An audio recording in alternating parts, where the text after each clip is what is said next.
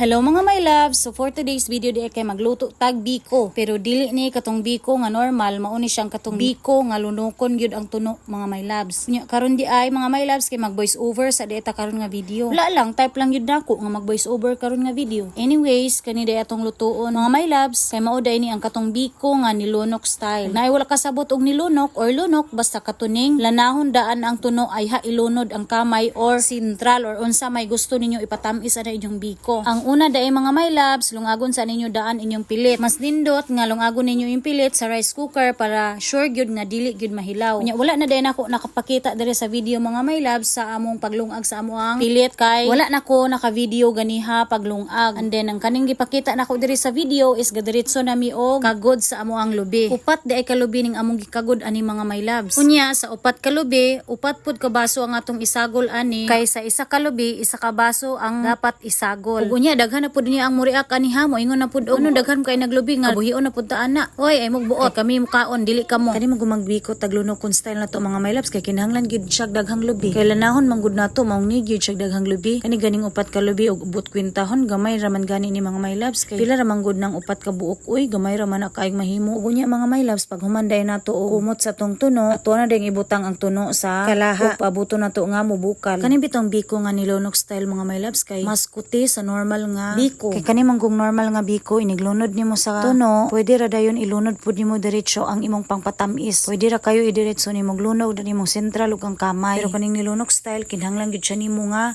imo sa siyang lanahon ayha nimo ilunod ang imuhang pangpatamis ang imong sentral ug kamay. Taman sa mulatik siya. Pero kaning nilunok style kinahanglan gyud siya nimo pabukalon sa siya nimo duro. Himuon sa siya nimong lana ayha nimo ilunod ang imong sentral ug kamay. Ug diri sa video mga my loves makita na ninyo nga naghimo na yung color brown ang atuang lunok. Mao na siyang katong tuno mga my loves. Nahimo na siyang lunok. Ug kung mag-ingon ana nang iyang color mga my loves, mag golden brown na, kinahanglan na siya nato kuhaon kay ato man na siyang itapping sa unya. Dayon dali-dalion po nato na siya kuha para dili siya masunog. Pagkahuman nato kuha, ato na dayong ibutang atong kamay ug ang atong sentral. Dayon ato na siyang palatikon. Pero dili jud ingon nga katong palatikon kay sa katanan mga my loves kay masunog pud siya. So kanang sakto-sakto lang gyud ang iyang pagkalanay sa sentral ug sa kamay. Kung tan-aw na gani ninyo mga my loves nga okay na ang inyong kamay, lanay na, ay na ninyo dayon ibutang ang inyong nilungag nga pilit. Dayon i-mix na dayon ninyo og tarong mga my loves. Ug after din nato ma-mix og tarong ang atong biko mga my loves, tuwa na dayon ibutang katong toppings nga lunok. Kani dayong lunok mga my loves kay isa pud ni siya sa makapalami sa ato ang biko. Ug di ara na mga my loves nara ang ato ang homemade biko nga nilunok style. Ready na to serve. Ug kay kita may galuto mga my loves, syempre kita gay una nga mukaon og mutilaw sa tuang niluto. Mao gini ang pinaka-exciting part mga my loves basta magluto-luto tanong kanig yung pagtilaw mo'y pinakaganahan nako. Ug unya pagtilaw nako mga my loves, nakaingon jud ko dayog